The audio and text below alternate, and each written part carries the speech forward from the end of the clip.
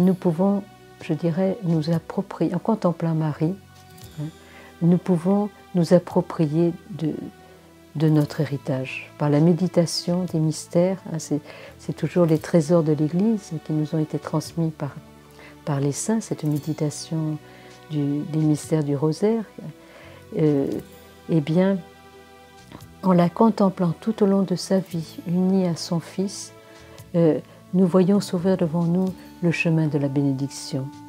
C'est-à-dire non seulement elle est bénie et bienheureuse, mais elle est bénédiction. Et finalement, là encore, elle est fille d'Abraham par la foi, hein, par le fait d'avoir accueilli la promesse de Dieu, mais fille d'Abraham aussi, qui a reçu cet appel de Dieu qui lui dit « Sois bénédiction ». Et Marie, en répondant, devient à son tour bénédiction. Et donc, elle est pour nous donc ce modèle, hein, et entrer dans son cœur immaculé nous immaculise. Hein, entrer dans son cœur pur de Marie nous purifie aussi, hein, purifie notre regard, nos pensées, nos paroles, notre manière d'être, nos relations. Hein. Elle emprunte toute chose de douceur, de tendresse, de pureté, de lumière, de paix, de joie. Hein. C'est merveilleux de contempler Marie, on en est tout renouvelé. Hein. Et Sainte Thérèse, donc, l'exprime dans un de ses poèmes, « En contemplant ta vie dans le Saint Évangile, j'ose te regarder et m'approcher de toi. Me croire ton enfant ne m'est pas difficile, car je te vois mortel et souffrant comme moi. » Hein. Et c'est vrai que nous voyons ainsi Marie confrontée à toutes les situations humaines, hein, toutes les émotions. Hein. Donc, l'annonce de la naissance, enfin, je dirais, pouvoir annoncer qu'elle était enceinte à sa famille. Hein. Ensuite, l'obligation, l'incompréhension de son époux. Hein. À la nativité, le fait qu'il n'y avait pas de place pour l'enfant. Ensuite, au moment donc de l'accouchement, et pour le mettre au monde dans un lieu quasiment sordide, hein, l'hostilité, elle a dû affronter l'hostilité de ceux qui en voulaient à l'enfant, qui voulaient le faire mourir.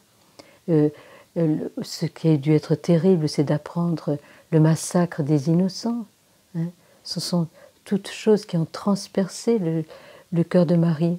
Hein. Et ensuite, elle a dû partir s'exiler en terre d'Égypte, hein, pendant 3 ans, et revenir, et sa mère était déjà partie vers le Père. Enfin, on voit vraiment perte de son enfant aussi quand elle avait 12 ans. Et puis ensuite voir son fils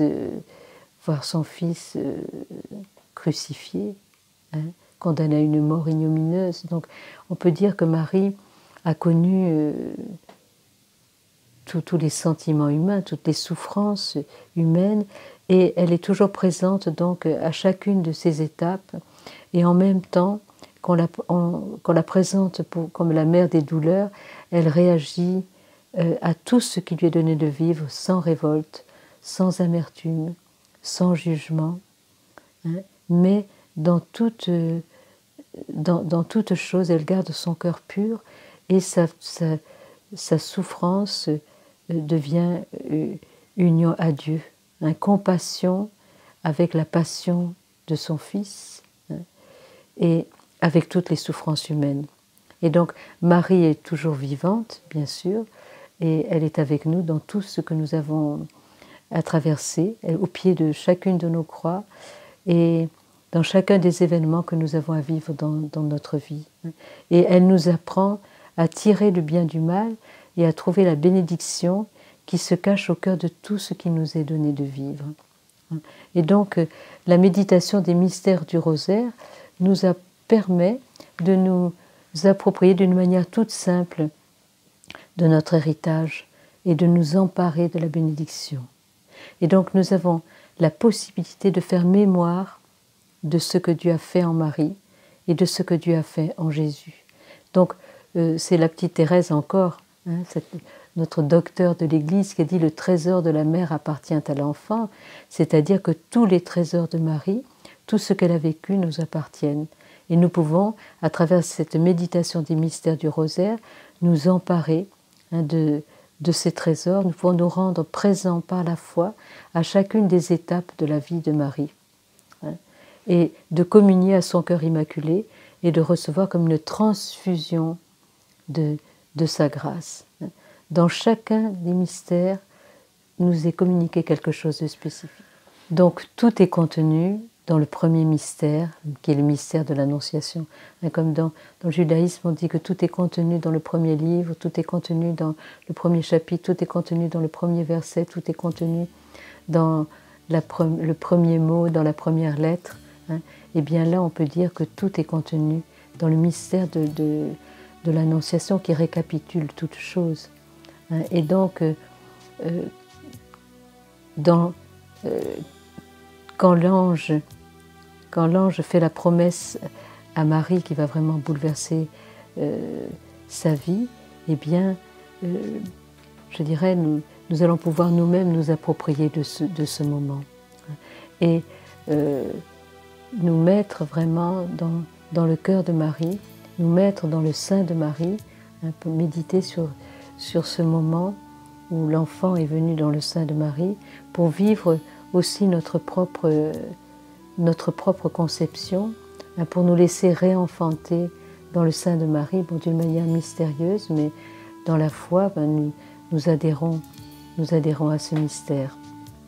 Et donc, le regard dans l'Annonciation, en fait, Marie est totalement sous le regard du Père. Parce qu'en fait, avant l'Annonciation, la prière de Marie, c'était une prière vers le Père. Elle était toute tournée vers le Père. Et donc, quand nous entrons dans le sein de Marie, eh bien, nous entrons aussi sous le regard du Père. C'est à travers Marie, ce regard du Père vient nous rejoindre au plus profond de notre être. Et je dirais, nous recevons aussi Jésus.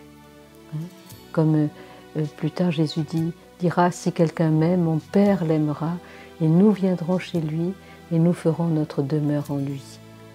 Eh bien, je dirais, nous accueillons Jésus aussi dans notre cœur. Vous voyez, ce sont tous ces mystères. Et cette présence du Saint-Esprit, quand il dit « l'Esprit Saint viendra sur toi », eh bien ça c'est aussi à nous. Nous pouvons nous l'approprier, cette présence du Saint-Esprit qui vient sur nous et la puissance du Très-Haut qui nous prend sous son ombre. Donc là, il y a une source de méditation dans laquelle nous pouvons puiser, qui est vraiment extraordinaire, et nous pouvons nous rendre présents à cet instant. Eh bien, ça serait l'objet d'autres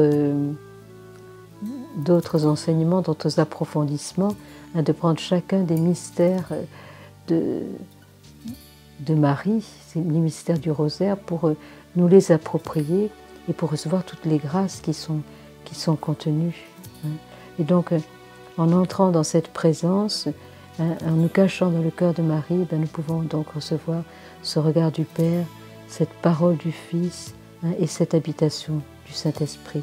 Et donc le Verbe de Dieu qui descend dans notre cœur nous dit une parole unique qui ouvre en nous toutes les possibilités de développement, d'épanouissement, en même temps qu'elle nous donne la lumière et la paix sur notre vie et la grâce et la force d'en faire une offrande à Dieu notre Père.